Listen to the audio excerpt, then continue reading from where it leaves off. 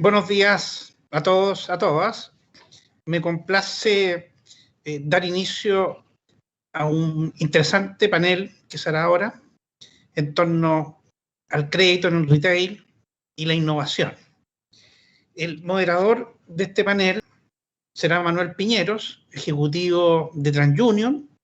Él está en Bogotá. Manuel hará la presentación de los distintos panelistas. Les deseo una muy buena jornada. Adelante, Manuel. Muchas gracias, Fernando. Muy buenos días a todos. Para mí es un placer ser parte de este conversatorio donde tenemos diversas posiciones de tres panelistas con un perfil muy interesante. Primero tenemos a Claudio Pizarro, que es profesor adjunto de Ingeniería Industrial de la Universidad de Chile, además Managing Partner de CIS Consultores. Hola, Claudio. Hola. Tenemos a George Lever. George es director del Centro de Estudios de Economía Digital de la Cámara de Comercio de Chile. George, buenos días. Gracias por unirte.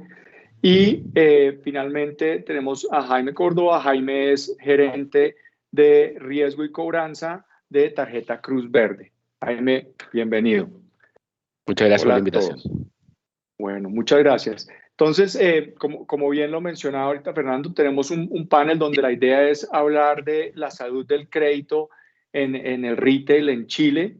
Vamos a darle una mirada integral al ecosistema y pues vamos a tocar diversos puntos, desde el rol del crédito, cómo ha incentivado pues la innovación en el negocio de retail, la evolución del mismo, cómo ha impactado la oferta, la demanda, en general el desempeño. Vamos a hablar también de los canales, cómo se arrancan unos canales físicos y vemos una evolución importante hacia canales digitales y cómo esto tiene que ver también con la disponibilización de ciertas tecnologías y cómo al final esto evoluciona en una oferta amplia de productos y servicios. Entonces, arranquemos por el rol del crédito en el retail, la evolución del mismo. Me gustaría arrancar contigo, Jaime, desde la óptica de Tarjeta Cruz Verde y cómo están viendo ustedes el desempeño en general del crédito. Gracias, Manuel. ¿Qué tal todo? Mucho gusto, George y Claudio.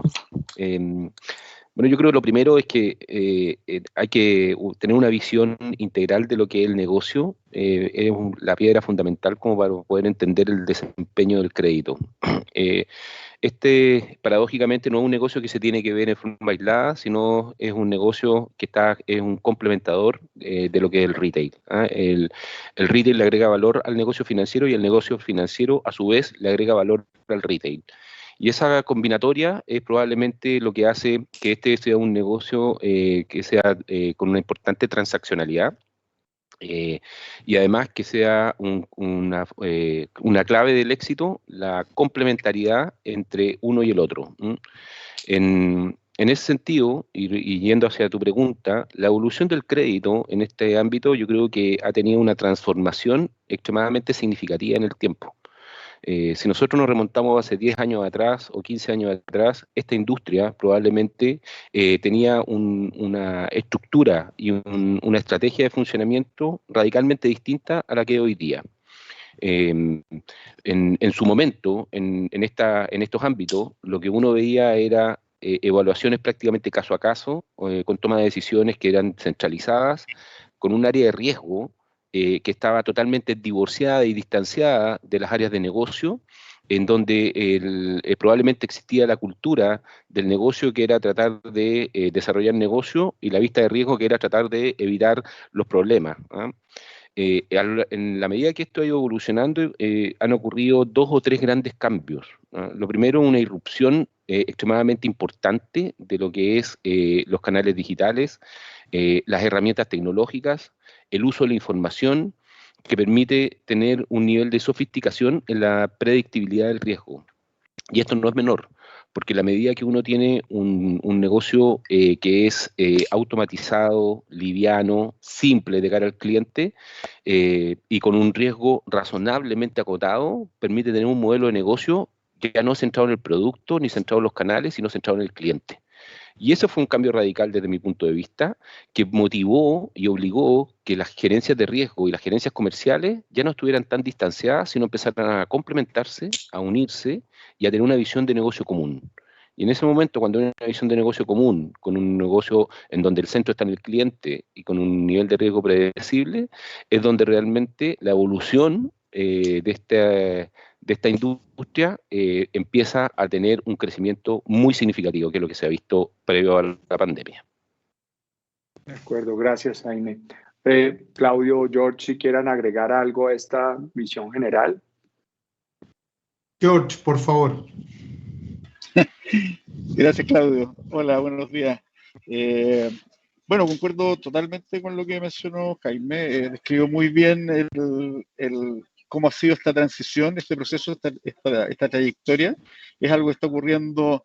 El factor común en general es lo que él mencionó varias veces, el cliente al centro. Y eso es una característica propia de lo que nos ha dejado hasta acá la transformación digital.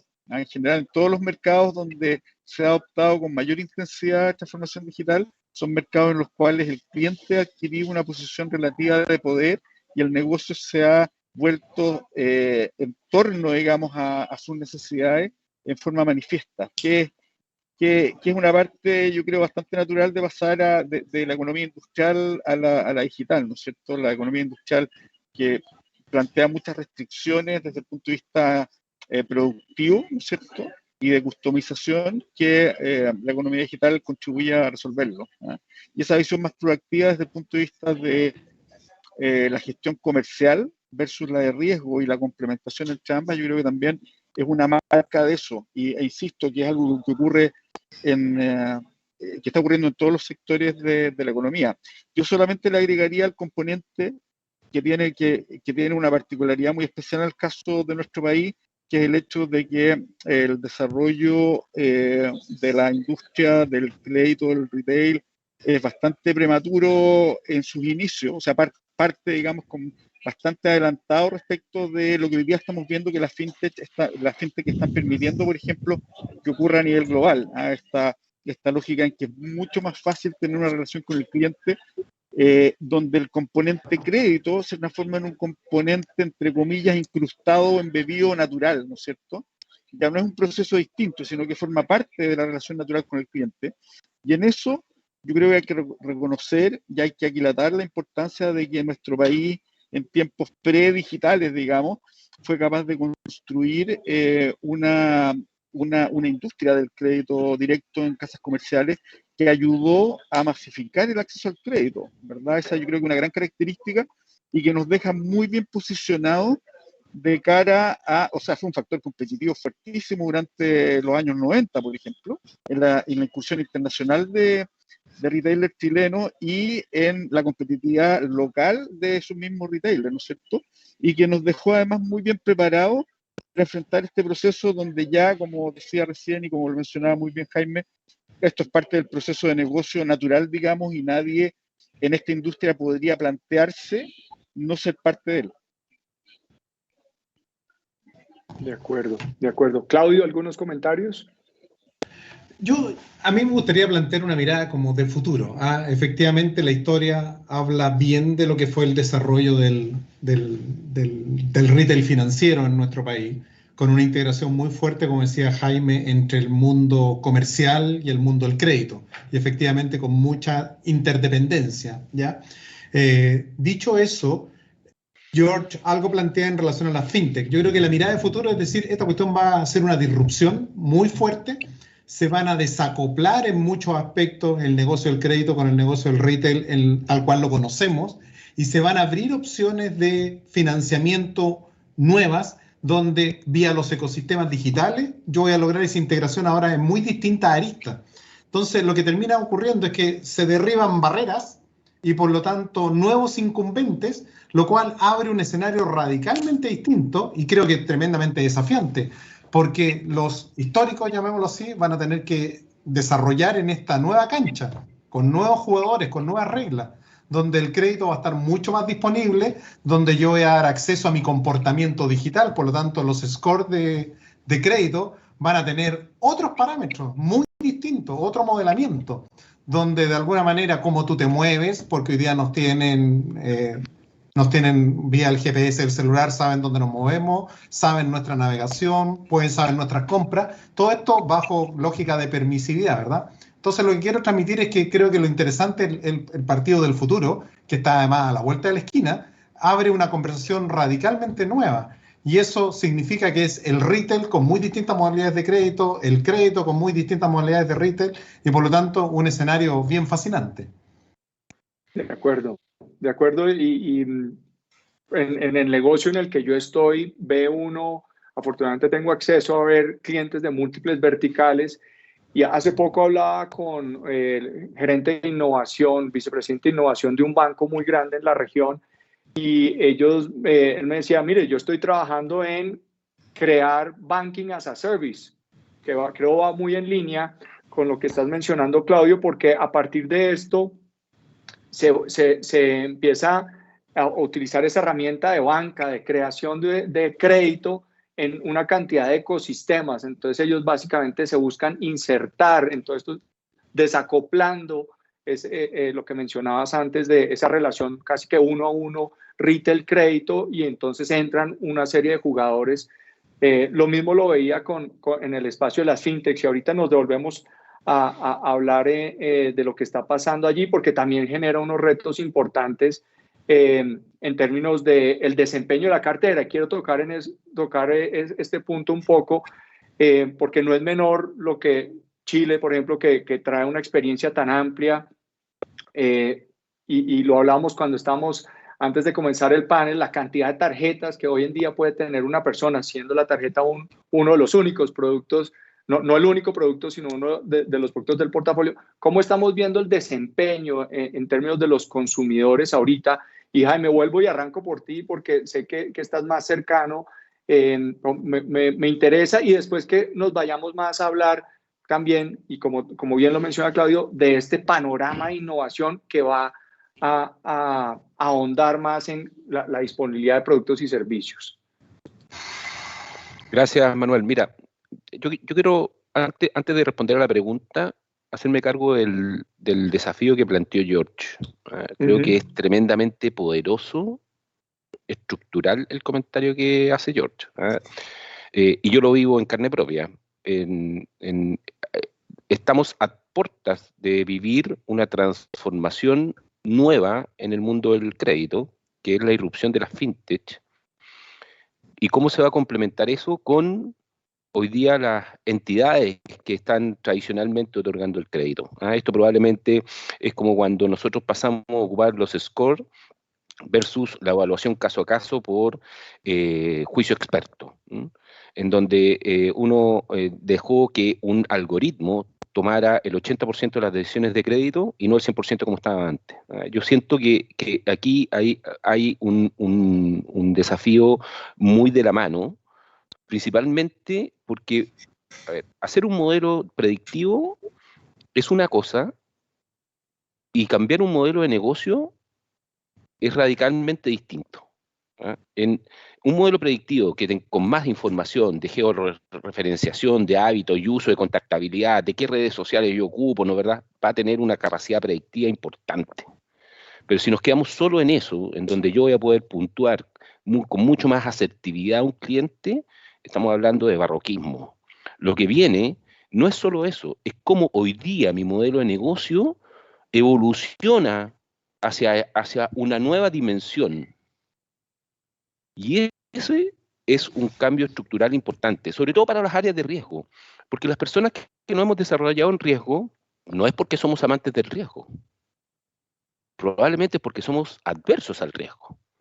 Entonces, y somos personas que tomamos decisiones. Entonces, estas personas que toman decisiones están frente a un cambio estructural relevante y van a tener que liderar esos cambios.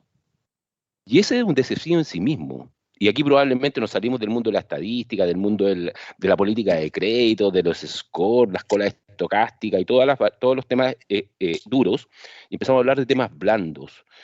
Y creo que ahí hay un desafío en sí mismo de nosotros como líderes, dentro de nuestra organización. Debemos no solamente ser líderes desde la gestión del riesgo de crédito, sino también líderes de la transformación. Y eso, lo que nosotros comentamos con mi equipo, es algo tremendamente desafiante. Pocas veces en la vida profesional uno puede liderar cambios de esta envergadura.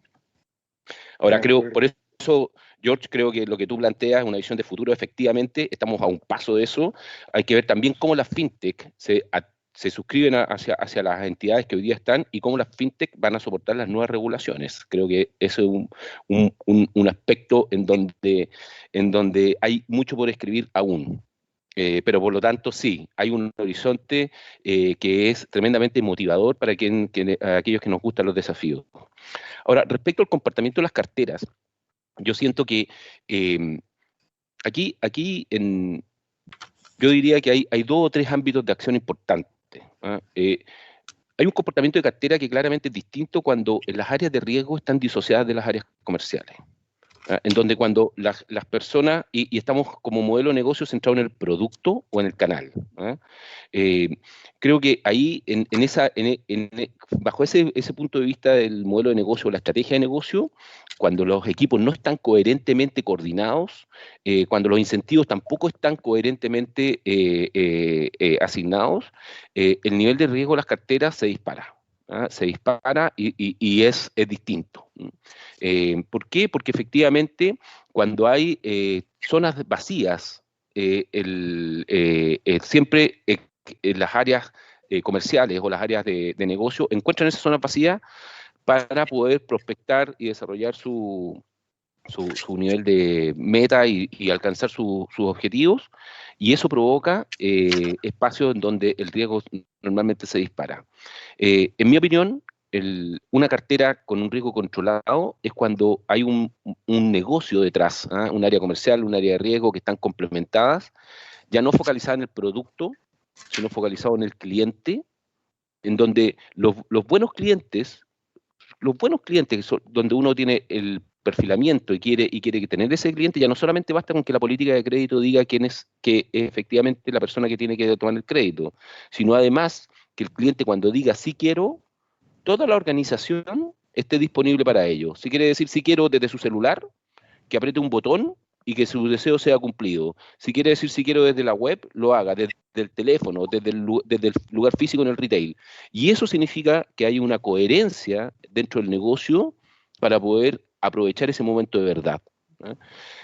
¿Qué es lo que te quiero decir con esto, Manuel? Que el comportamiento de las carteras ha migrado desde una buena política de riesgo y un buen score hacia un buen equipo gerencial y un equipo de negocio que esté orientado y focalizado en el cliente. Yo creo que eso es un nuevo enfoque que ha venido ocurriendo justamente producto que hoy día el empoderamiento que tienen los clientes, el grado de tolerancia que tienen respecto a la espera de la decisión, ha cambiado dramáticamente. De acuerdo. Y esto toca mucho con el punto que mencionaba Claudio de cómo vemos este desacoplamiento, lo que mencionaba George de la transformación. Y me parece importante que vayamos hacia esto, porque lo que uno observa es una oferta que se dispara. Tenemos unos jugadores más tradicionales, una cantidad de empresas del sector fintech, del sector retail, y esto, pues obviamente, facilitado por una transformación digital, genera una cantidad de acceso muy importante a crédito en el momento que yo como consumidor lo quiero, producto de la innovación que estamos viendo, y pienso que esta conjugación vuelve y toca con el punto central que mencionaba Claudio de esta disrupción que se está haciendo, que se está dando. Me gustaría que conversemos un poco de esos elementos en conjunto. George, si quieras tomar aquí el liderazgo en esta pregunta, o pues quien quiera de los tres, bienvenido a conversar. ¿Cómo conectamos entonces estos elementos? Bien, yo creo que está como bastante bien introducido con lo que han comentado ustedes tres, de hecho, la importancia de hacia dónde va, ¿no es cierto?, este escenario y lo cambiante que va a ser, ¿verdad? Jaime mencionaba, por ejemplo, el fenómeno de cómo las fintech van a soportar las nuevas regulaciones, ¿verdad? Pero hay que partir de la base en que se requiere un esquema regulatorio, ¿no es cierto?, que está en desarrollo. Se va a enviar una nueva ley de fintech, por ejemplo, probablemente en las próximas semanas o meses, ¿no es cierto? Va a haber un periodo de adaptación, un periodo legislativo primero, ¿no es cierto?, porque el legislador tiene que entender este proceso, tiene que entender de lo que estamos hablando, ¿verdad?, para poder legislar, ¿ya? Estamos hablando de una industria que ha tenido un modelo regulatorio que se ha desarrollado que ha costado muchísimo tiempo construir y que ha sido bastante eficiente en mitigar riesgo. Y aquí volvemos al concepto que plantea Jaime al comienzo de si estamos enfocados en mitigar riesgo o estamos enfocados en mejorar la calidad de la industria como un todo, ¿no es cierto?, desde el punto de vista de la posición de los oferentes y la satisfacción de los clientes, ¿verdad? Entonces, yo creo que ahí hay tremendos desafíos. Hoy día cualquier persona se puede convertir prácticamente en un operador financiero. O sea, cuando yo vendo algo por redes sociales y utilizo un botón de pago que proveen muchas empresas hoy día, me estoy convirtiendo de alguna forma a partir de un instrumento que me provee un tercero en un agente financiero, ¿no es cierto?, que da un medio de pago.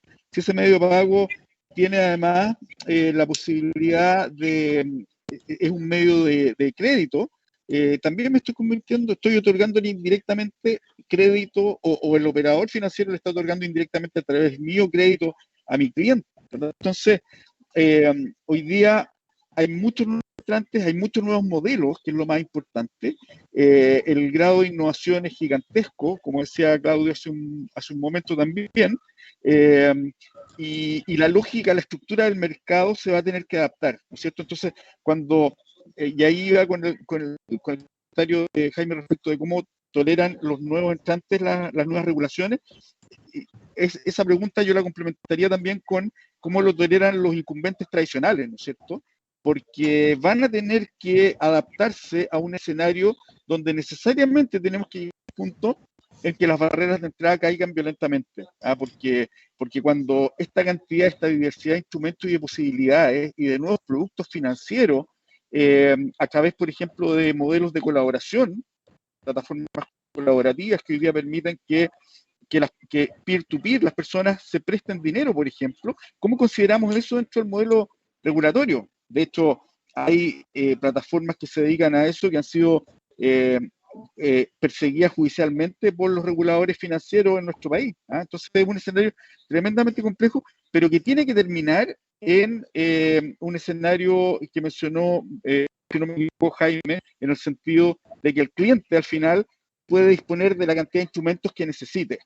De la forma de pago que necesite. Finalmente, una transacción, hacer un pago de lo que sea, ¿no es cierto?, es información. Antiguamente, volviendo a la lógica de la era industrial versus la digital, para eso necesitaba un testimonio físico, ¿no es cierto?, que era el billete, ¿no es cierto?, u otros. Pero hoy día es información. Entonces, si yo logro encontrar la manera de a través de la información tomar un recurso, un fondo, un activo financiero de un punto y traspasárselo a un tercero, bueno, eso se va a convertir en algo transparente, ¿no es cierto?, con los debidos resguardos de privacidad y seguridad, por supuesto. Pero claro, concuerdo con lo que decía Claudio, o sea, si uno lo mira desde esa perspectiva, el nivel de disrupción que va a enfrentar esta industria, en la cual la industria tradicional probablemente va a participar intensamente y ya está participando, pero tenemos muchísimos actores atomizados que han entrado a jugar en esta arena y que antes no tenían posibilidad de hacerlo. De acuerdo. Claudio, ¿comentarios? Dos planteamientos. Uno, por el lado del problema más estratégico que está detrás de esto, pensando en la mirada de futuro. En el pasado, y se ha comentado aquí, se trataba de ¿cómo construyo barreras? Y parte de la principal barrera era que yo fuera, lo voy a poner en términos muy concretos, la tarjeta preferida de la gran mayoría de los clientes. Y conocemos algunos jugadores que tenían un market share muy amplio y por lo tanto defendían esa tarjeta. Me acuerdo de haberlo trabajado a mediados de los 2000 esto, a esta altura todo me queda por ahí atrás bien lejos, pero a mediados de los 2000, donde había una tarjeta que yo cuidaba. Esa sí la pagaba. Todas las otras no las pago, pero esta sí la pago. ¿Por qué? Porque esta de verdad es la que yo tengo en mi corazoncito y voy a la tienda y esta es la que uso. Perfecto. Barreras. Pero el mundo del futuro tiene que ver con enjambres. Los ecosistemas digitales terminan siendo verdaderos enjambres que conectan máquina a máquina entre distintos operadores, donde ahora el crédito, el medio de pago, las ofertas comerciales están todas conectadas en un plano que no conocíamos, que ya no es físico. Entonces, eso abre un planteamiento en términos de estrategia que ya implica, oye, ¿voy a poder tener predominio en términos de market share? O la verdad que yo ahora los market share me los voy a tener que configurar en términos de ciertos nichos. Nichos que además tienen baja lealtad, porque como yo mi competencia la tengo, por decirlo así, a un botón de distancia en mi teléfono. Todo ocurre en mi teléfono. O sea, no es que yo tenga que caminar, todo ocurre en un icono distinto. Entonces, desde esa perspectiva, el cambio de mirada de construir barreras a construir enjambres es un salto conceptual que yo te diría que las empresas con legado no es algo trivial de asimilar y que las empresas nuevas están bastante ya seteadas en esa lógica. Entonces, desde ese punto de vista, su lógica es cómo construyo vínculos. Ahora, hay un aspecto complementario, el segundo, que dice relación con tres grandes desafíos que algunos ya se han tocado en esta conversación. Uno es libre competencia, otro es protección de datos personales y un tercero, la ciberseguridad. Y aquí se abre un panorama donde la legislación siempre va detrás. Y yo creo que un buen ejemplo es todo lo que ha pasado con la economía compartida en el mundo del transporte, ¿verdad? Compañías que todos conocemos, donde efectivamente la legislación siempre va detrás, porque estas cosas cobran una aceleración de tal magnitud donde las compañías se vuelven tecnológicas en el transporte, en el retail, en la manufactura. O sea, todas las compañías, incluso hasta las empresas mineras, hoy día tienen un componente tecnológico no del punto de vista del procesamiento del cobre, sino que toda esa información que está asociada a todo el mundo físico, donde de verdad tú tienes estos dos caminos que son tremendamente desafiantes. El problema estratégico y el problema de, llamémoslo así, regulación, libre competencia, protección de datos personales y ciberseguridad. Y eso plantea de nuevo un panorama de tal complejidad que yo no lo puedo mirar solo con una vista tecnológica, ni siquiera con una vista solo económica, sino que también del punto de vista de la humanidad y las ciencias sociales, porque tengo que entender a cabalidad ahora cómo se comportan estos nuevos clientes, estos nuevos ciudadanos, cuyo comportamiento, cuya relación entre ellos, y más importante, su relación con las instituciones y con las empresas cambia, donde ahora la reputación cobra una relevancia tal que no es solo quien me ofrece el mejor precio, la mejor oferta, también cómo te desempeñas en esta comunidad amplia que entendemos como sociedad. De acuerdo, y pienso que esto conecta de forma central con lo que hablábamos antes de la posición del consumidor y esa posición que el consumidor toma antes más de receptor, ahora muy definiendo los tipos de interacciones que se van dando y que todo esto, como todos estos enjambres, tienen que responder ante esa realidad del consumidor. Y se da... Sí, disculpa Eduardo, yo creo que también no nos quedamos cortos cuando miramos al cliente como un consumidor. Crecientemente sí, las empresas van a tener que mirar al cliente como un ciudadano también. Y cómo nos desenvolvemos en su conjunto en esta comunidad, él como ciudadano y yo como empresa, que soy otro ciudadano más, un poco distinto, pero un mismo ciudadano. Las exigencias van a ir creciendo y como el mundo digital se mueve tan rápido, estos movimientos, estas conexiones que hay entre los mismos clientes van a configurar ya sea mayor demanda o ya sea fuga. Y me parece interesante que ahondemos un poco en esto que estás mencionando, Claudio, de esa diferencia consumidor-ciudadano. Compártenos un poco más acerca de esta diferenciación para que nuestros clientes, las personas que están oyendo nuestra charla puedan repensar pues también ellos cómo interactúan con estos auditorios. O sea, mira, cuando yo tengo un cliente o tengo un consumidor, yo le vendo algo y él se lo consume. ¿Ok o no? Por decirlo así, la vocación por el consumo es casi infinita, no se acaba nunca, se acaba con la muerte, ¿ok? Pero cuando yo soy un ciudadano, ya no es un problema de consumo, es un problema de convivencia. Y por lo tanto, cómo esta organización, que por una parte me vende cosas, pero también es un vecino mío, está colaborando para que tengamos una mejor convivencia. ¿Esto en qué se expresa? Por ejemplo, en los residuos en materia de reciclaje. ¿En qué se expresa? En la generación de energía más renovable versus combustibles fósiles. Esa exigencia va a ir creciendo. Entonces ya no veo un cliente que no sea ciudadano al mismo tiempo y que esté planteando, oye, ¿cuántos colaboran conmigo para construir mejor humanidad? Entonces, desde ese punto de vista, si esa mirada no la tenemos desde la empresa, incluido desde el crédito, tú te das cuenta que cuesta mucho hacer la conexión y por lo tanto ir a colocar colaboración para poder acceder a bienes de consumo o a servicios vía modalidades de crédito. Sí, y aquí tal vez me vuelvo al comienzo de la conversación de hoy, es en cierta medida el crédito y más aún con la disponibilidad que hay es muy transaccional. Y ustedes, y la idea es que esto es un conversatorio y si están en desacuerdo con lo que estoy diciendo, justo pues intervengan por favor, porque en el sentido de que hay una alta disponibilidad, yo obtengo lo que necesito, que es unos fondos o un bien y luego lo pago a crédito, en esa medida, si bien yo tengo que comportarme de una manera donde pueda volver a recibir, no sé qué tanto más se genera o cómo exploramos este interesante concepto de innovación, de convivencia, perdón, alrededor de la innovación que estamos buscando que se genere en el mundo del retail. No sé cómo lo han visto, si en términos de lo que hablamos antes a ciertos segmentos, entonces yo ya voy a empezar a trabajar más, enfocarme en ciertos segmentos de clientes y ahí me especializo y genero realmente una interacción más profunda. No sé si lo que menciono resuena con ustedes o no lo ven por ahí. Yo creo que se remite a algo que comentamos al comienzo, que tiene que ver con este poder relativo que adquiere el cliente, ¿no es cierto?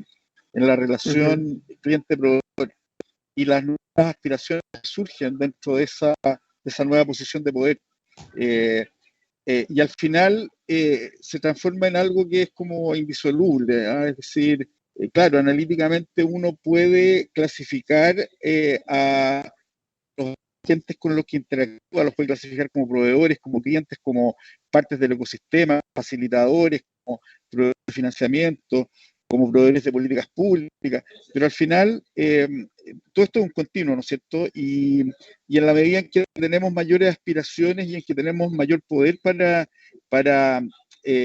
impulsar nuestras aspiraciones, para incidir o influir, eso se traduce, digamos, en las relaciones transaccionales también, ¿no es cierto? En nuestro país estamos viviendo una etapa muy particular, ¿no es cierto?, que comienza a tener su cara más visible con el estallido social de octubre del año 2019.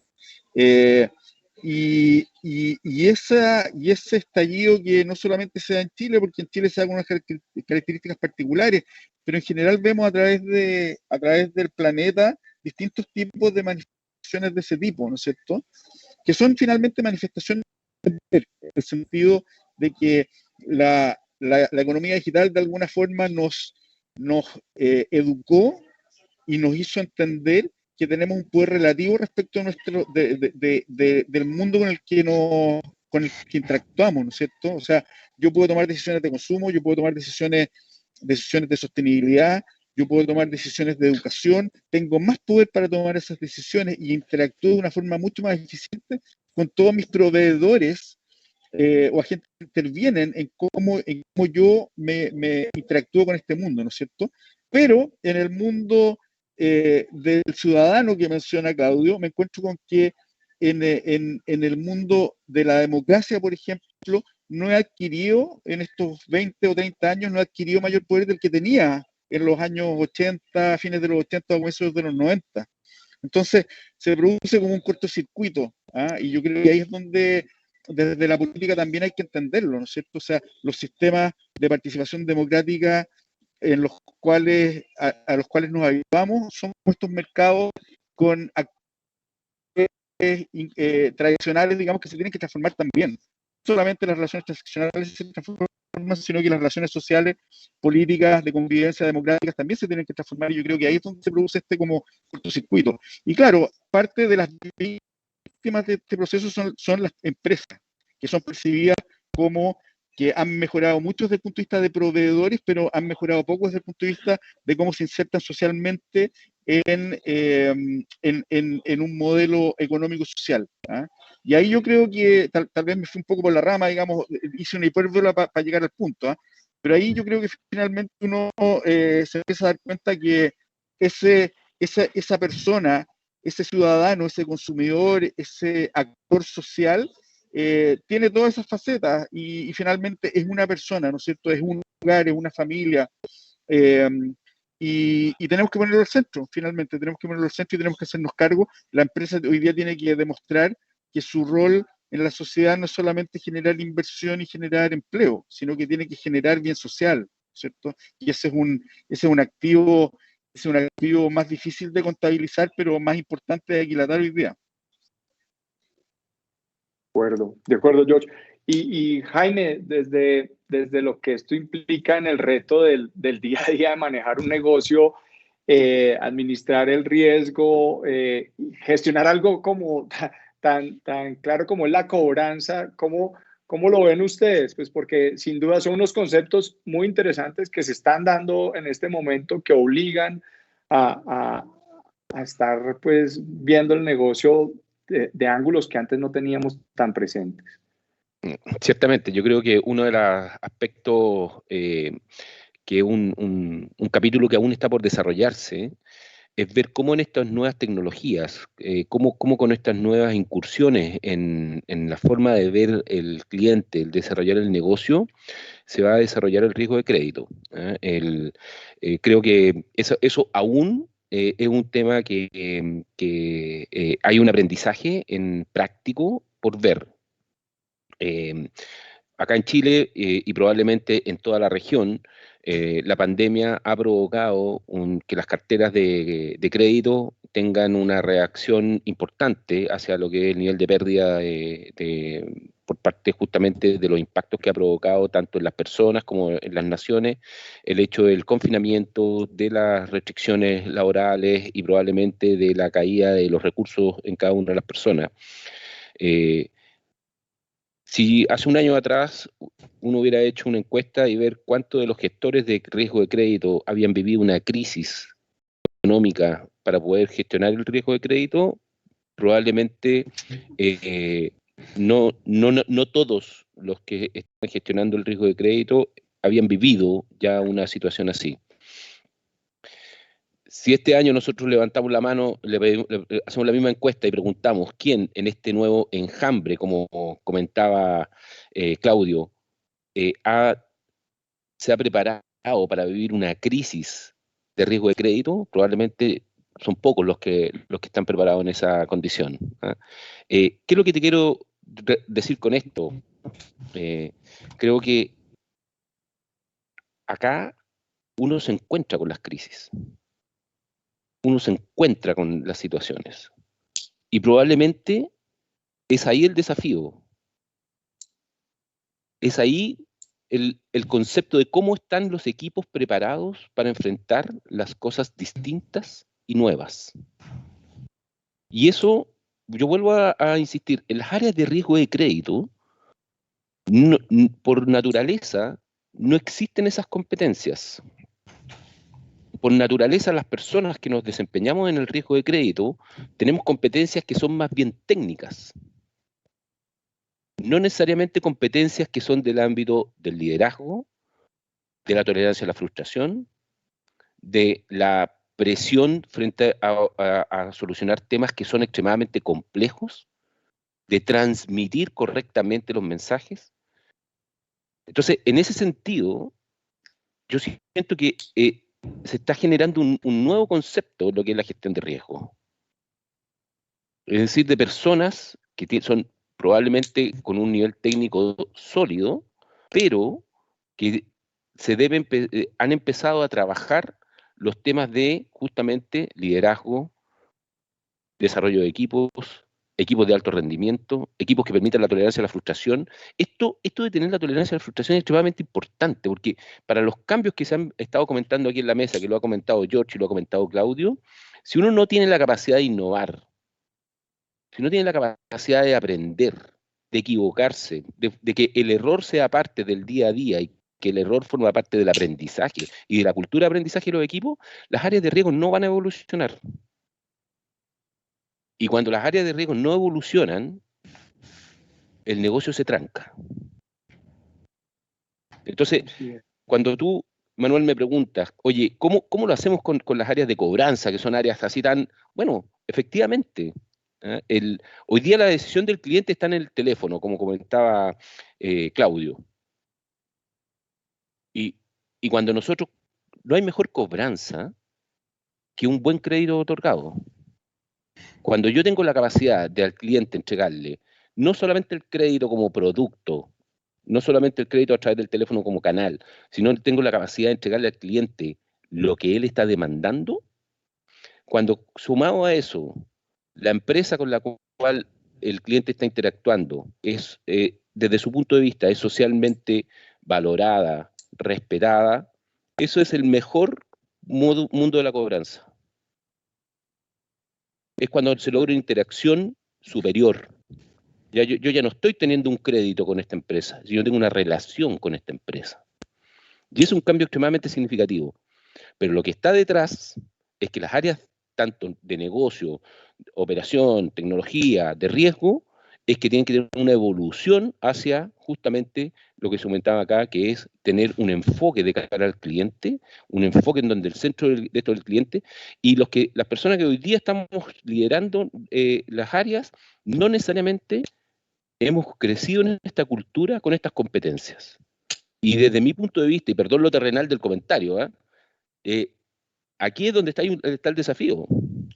Aquí es donde realmente las personas que van a llevar a cabo esto van a tener la capacidad de poder complementarse con las nuevas irrupciones que son las fintech, la nueva irrupción que es el cliente, aquellos que tengan esa habilidad, esa capacidad, esa humildad de darse cuenta que el cambio viene primero por mí, por mi equipo, para después llegar al cliente, son los que desde mi punto de vista van a tener los mejores resultados. Oye, cuando escuchaba a Jaime, me surge la siguiente reflexión. Voy a tratar de hacer una analogía. Yo entiendo que lo que viene en este mundo, pensando en el score de riesgo, toda esta cosa de, como tú bien dijiste, oye, el mejor crédito, la mejor cobranza es un crédito muy bien dado, ¿verdad? Al precio justo, en la cantidad justa, al plazo justo, bien. Pero esto es como la evolución que tuvo la medicina, ¿no? Una cirugía previa a la laparoscopía era mucho más invasiva, era mucho más tiempo, era mucho más impactante en términos de los efectos para el cuerpo, para su recuperación, era más caro, por supuesto. Pero hoy día es mucho más fina, mucho más precisa. Pero eso significa que la medicina se paró en el paciente. Dijo, bueno, ¿cómo a este paciente le resolvemos la patología, pero cuidando que sea menos invasiva, que sea menos tiempo, que sea menos caro, que sea menos costo de recuperación psicológico? Y aquí probablemente vamos en la misma dirección. Pero eso probablemente, y con esto termino, me abre la reflexión. Oye, ¿será que yo necesito más matemática o será que necesito más psicología, más filosofía para entender a este cliente cómo es y qué es lo que determina? Oye, las neurociencias han avanzado mucho y han tenido impacto en el marketing. Están teniendo impacto. Pues bien, parece que esta área, como tú lo dijiste, Jaime, tal vez mucho más dura, me suena a los ingenieros de matemáticas esta cuestión muy centrado. Oye, tal vez hay que meterle mucho más humanidad para mejorar el negocio. Y esto lo complementamos también con el hecho de que tal vez no solo se trata de dar un crédito y que el cliente haga lo que quiera, sino que tal vez nos vamos a tener que hacer cargo mucho más de qué hace con ese crédito y por lo tanto cómo colaboro, cómo le ayudo, porque como vamos a ver, el crédito va a estar disponible en cualquier parte. En cualquier parte, ya no van a ser los mismos de siempre, sino que van a ser muchos nuevos, en muchas modalidades distintas, en los lugares insospechados. Así es, así es. Y volviendo un poco al punto de la cobranza, tengo un ejemplo interesante de una empresa en Colombia que hace, como visionarios tal vez, hace unos 10 o más años, se dieron cuenta que el éxito estaba en tomar las carteras que se iban a cobranza de las grandes entidades financieras y construir una relación con esas personas a las cuales se les habían negado productos, a esos ciudadanos que se les había negado un producto porque tenían una mala situación de cartera, se fueron por el lado de construir relación y generar una conexión profunda con esos consumidores que han transformado en buena medida la vida de esas personas, llegando al punto de ese crédito justo, bien otorgado y reinsertándolos en el modelo económico de otorgamiento de crédito. Entonces, lo menciono porque concuerdo mucho, Claudio, con esta óptica más humana y una conexión a un nivel diferente fuera del transaccional.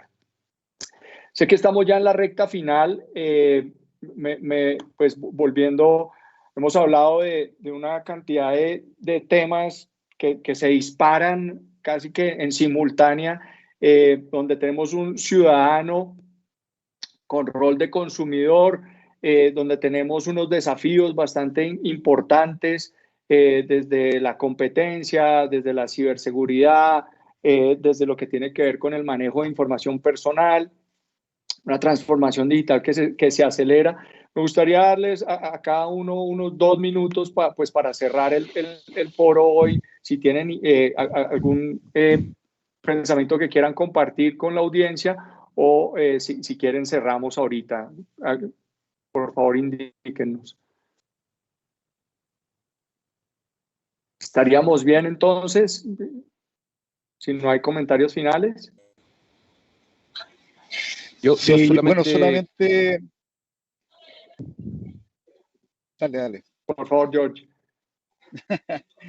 No, gracias. Solamente, agradecer la invitación. Yo creo que además hacer la invitación a estar como atento a las oportunidades. Vivimos en tiempos súper desafiantes, difíciles, complejos. Bueno, eso no es ninguna novedad, pero hemos tenido un recurso disponible que históricamente en etapas similares a esta nunca estuvo, digamos, que es la posibilidad de seguir viviendo, interactuando, trabajando, aprendiendo, entreteniéndonos, socializando, gracias a las herramientas digitales de las que disponemos hoy día y de conectividad.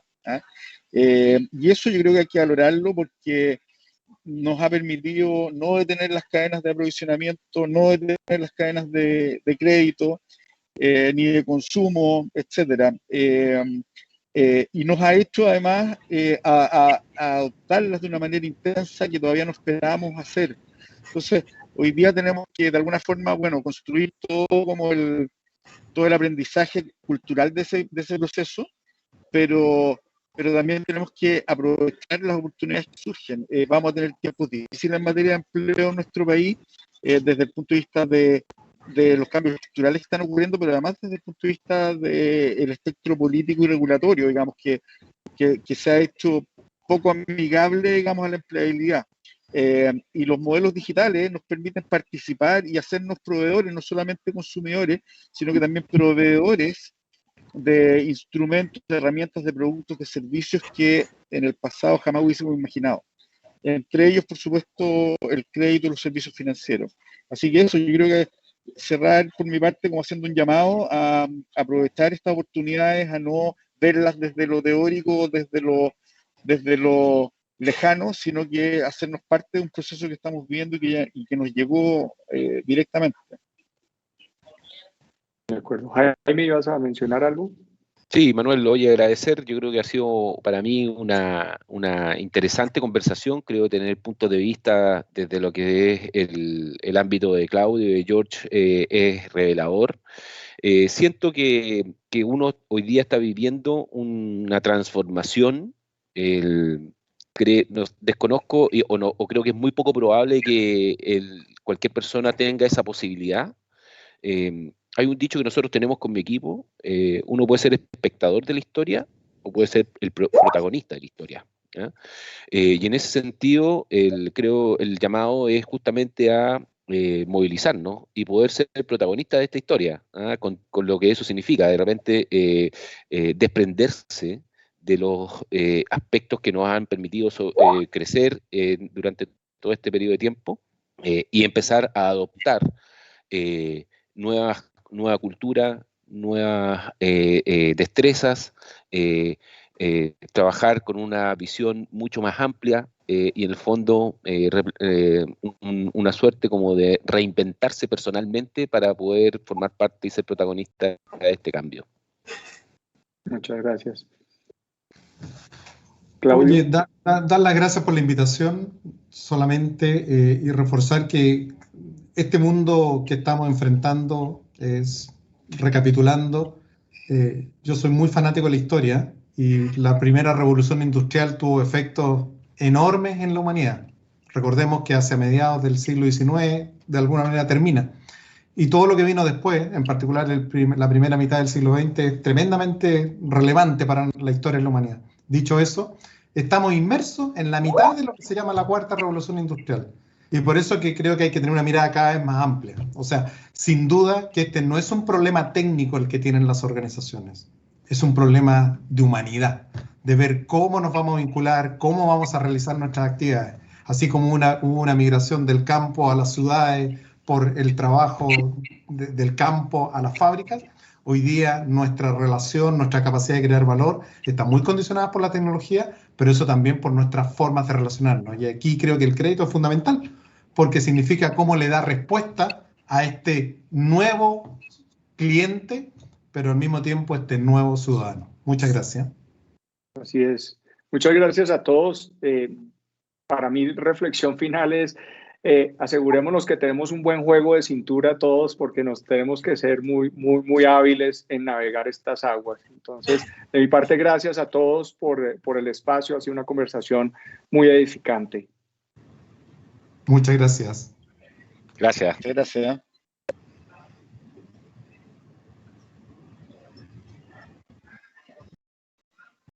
Saludos, Fernando. Bueno, agradecerle a los 4 participantes. Ha sido un panel sumamente interesante. Gracias, Manuel.